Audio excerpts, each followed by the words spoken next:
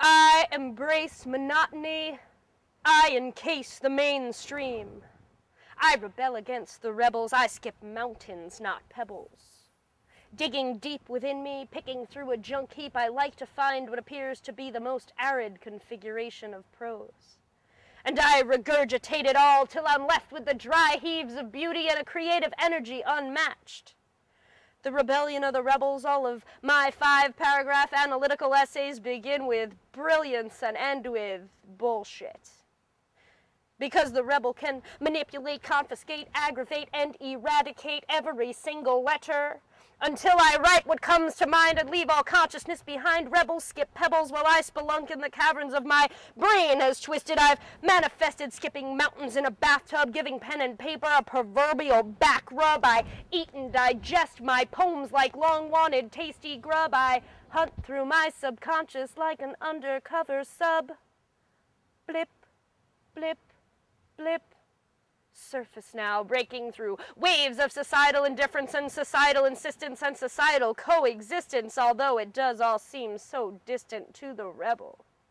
So please, recover those junked prose, step up to the mic and spread your toes, ground yourself, because that feeling of passion, it's true wealth, while it's common knowledge that the rebel is the only one to maintain mental health. The moral of the story we call life is simply told by rebels narrating strife. To rebel? Well, to be a rebel.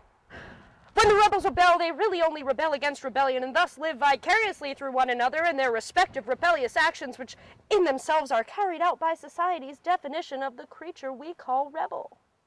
Well, forget society. It's about time that rebellions became commonplace, that rebels took over time and space. Too late, commoners, followers, leaders, and greeters. Rebels have already won the race. Because when you are a rebel, you don't use the same names, you don't play the same games. I should know.